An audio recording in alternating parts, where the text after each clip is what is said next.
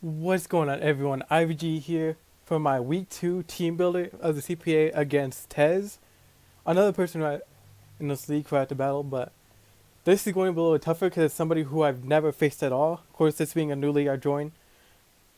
Most of the people in this league are people who have not ever battled, but there's still some people who I have battled that I might learn from mistakes. But the only way I would have learned is if I had watched a replay of one of his battles, but that's all I could base off of, and that's not even good information. But that's whatever. Last week you faced Krabby, but this week will be a little bit different. But anyways, let's just get started into this. His team is really, in my opinion, really threatening in the higher tier because, of course, actually let me say this: he was the first round pick, but he ended up having to pick up scraps except for his first pick, which he ended up picking Magirna, being a real big threat in draft league format if it's allowed in the draft league. And lo and behold, it's allowed in this draft league, so we have a big threat to face against early on in this league. So Magirna, real big threat Pokemon because it has real high special attack, pretty good defensive, not usable on the defensive side, but still real good just to back it up for natural bulk, and having this offensive pressure with like a big move pool, and having like a sweeping set with it's a shift gear that's able to double its speed. And normally have like these max speed on certain Pokemon because I expect them to either be like a sweeping set or like an offensive fast set if that comes around too. Next up we have Lopunny, real big threat to pair up with pair up with Magirna. Real fast Pokemon, hits heavy on the physical offensive side, has a scrappy ability, so I'm not able to be immune to its normal fighting stab with my ghost type Cofagrigus. So it's real threatening to have Lopunny to face against when your main physical wall still gets hit by the one thing that could hit it. Has a few coverage moves to back it up in case its normal and fighting stab do not work out. Next up, we have Spiritomb, which is a really bulky Pokemon. Takes care of physical Pokemon with its Iron Ball's ability, chipping down its health, with access moves to like Leech Seeds, hazards with like Stealth Rocks, and Spikes, able to knock off items, and hit hard with Gyro Ball, sensitive of its low speed, and even hit hard with power, because 94 attack is still pretty good. Next up, we have Crawdon, real threatening Pokemon because physically offensive water types are really scary in general because there's no real counter to it. With the adaptability, he is able to double the moves that he has for his stab moves. The downside for it being have its low base 55 speed, but if it's able to set up with like a Dragon Dance, then it'll be able to clear it through teams. Next up, he has Haxorus, another physical attacking threatening Pokemon with its real good speed stat, which is, I wouldn't say it's like super good, but it's like good enough to where it's able to do a lot with its attack stat. Also gets access to Dragon Dance, so it's able to boost its speed. Also has Sword Dance and real good coverage moves to back it up with that Dragon Stab. Next up, he has Blissey, which gives him a Spadef Wall. Gives him a Cleric as well with this big amount of HP. Able to Wish, Aromatherapy, negate any sort of status, and able to heal back Pokemon. And heal itself because it has Soft World. This thing is basically a Spadef Wall natural. Even with the putting all the EVs in fence, none at Spadef, it's still able to tank a whole bunch of Spadef special attacks. Next up, he has Moltres, which I'm still a little iffy about him bringing because it's between he either runs defensive, still takes half to rocks, or being offensive and still taking half of its health to rocks because flying really not a good typing if your opponent has ability to set up stealth rocks because you end up taking half of your health from stealth rocks and all your HP is gone after that. But he does have this Pokemon as sort of a defensive check or an offensive setter because of its access to move pools and like a few moves that are able to help out the team or at least slow down my team. Next up, he has Mandibuzz, which is a sort of physical wall that he has on his team because it's 105 defense. He has a good Spadef as well, but most of the time you see like defense more than what you see Spadef. Gives him that sort of defogger that does a whole lot better than what Moltres does. Normally what I would probably see like Mandibuzz over than what Moltres would be if he decides to bring that. as a defogger. Gives him a utility Pokemon with Taunt, Toxic, Whirlwind to phase out my Pokemon. And defog away hazards, like I said before.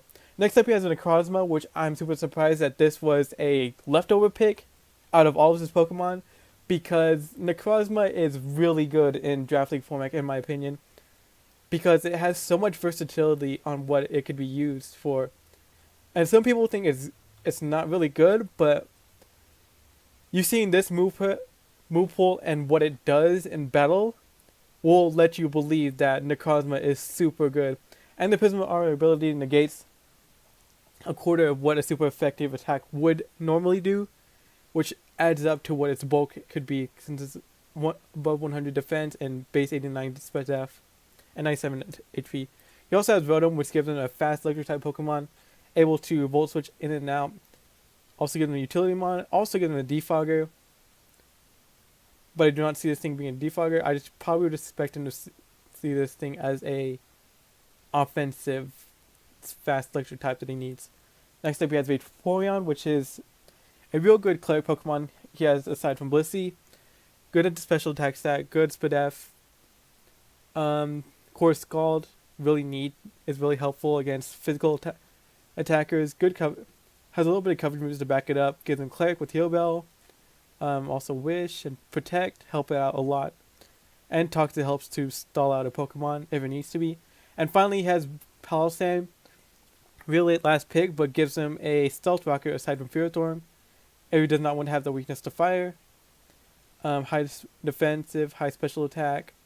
Few move pool moves that has ability. And with the abilities, useless ability, gets defense raised by water attacks, which I do not see it living at all, especially since most water attacks are special. But anyways, enough about his team. I'm going to tell you my team and how I planned each one of these sets, because these sets are a little bit more specific than last time.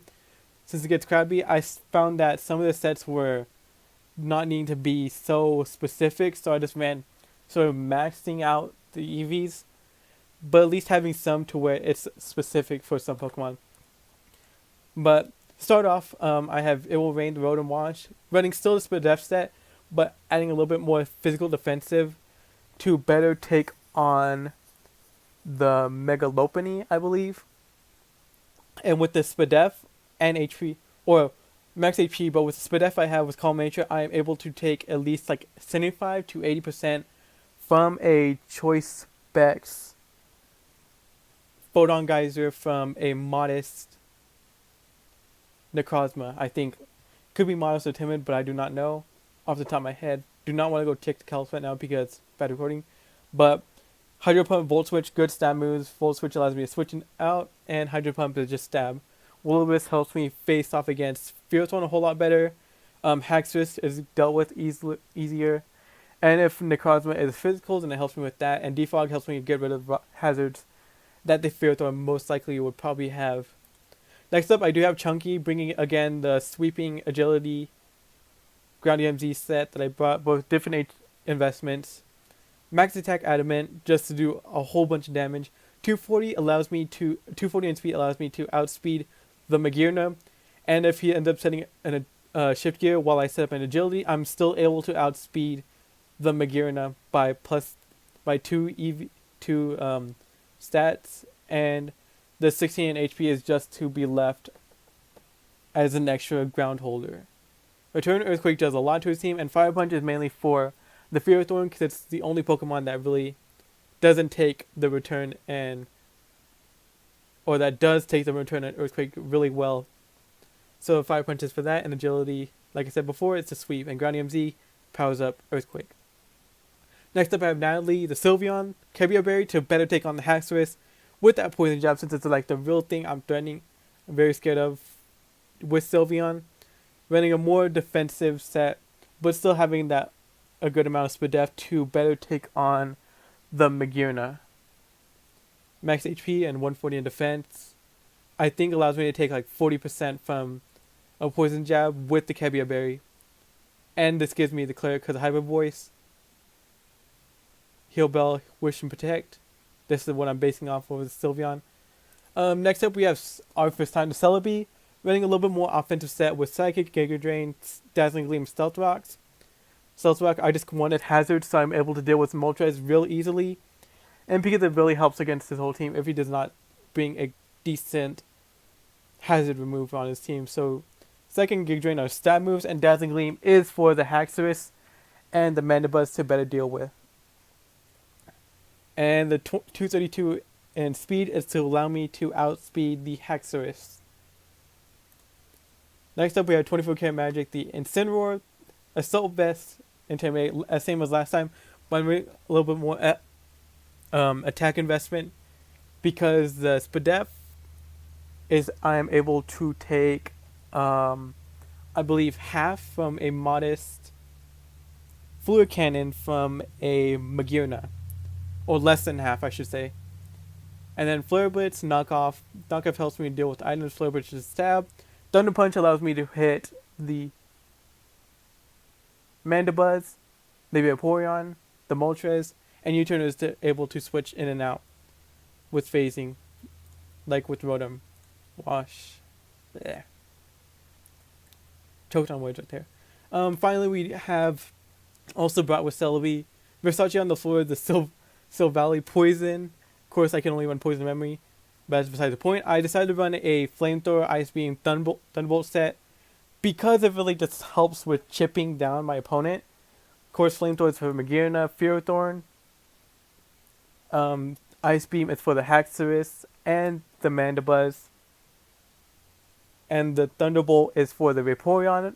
Also helps out with Mandibuzz, hits Moltres as well, and hits the Crawdon. And Parting Shot allows me to phase in and out while in front of a offensive threat, or even a bulkier Pokemon, so that its moves will do less than what they usually do. This ran max HP because it helps me out a lot. 128 allows me to outspeed a timid Necrozma. The 80 in defense allows me to take over 2 returns. So the max roll for return would be like 89. Oh no, 49 I should say. Not 89. It's 49 point something. So it rounds down to 49. So I'm able to take 2 returns from the Mega Lopunny. And the 28 Spadef is to allow me to take I believe 2 Flash Cannons from a Magearna. And I just threw the rest in special attack and didn't bother touching attack since there's no physical attacks that Silvally has. So that is my team. I hope that this team will help me out a lot within the battle, because his team is really threatening, so I'm just hoping and praying this works. So anyways guys, I hope you enjoy it, and we'll see you all in the post-commentary match, which will be tomorrow. This goes up Monday, so the post-commentary will go up Tuesday, so that's scheduled from now on. Anyways, thank you all for watching, and goodbye.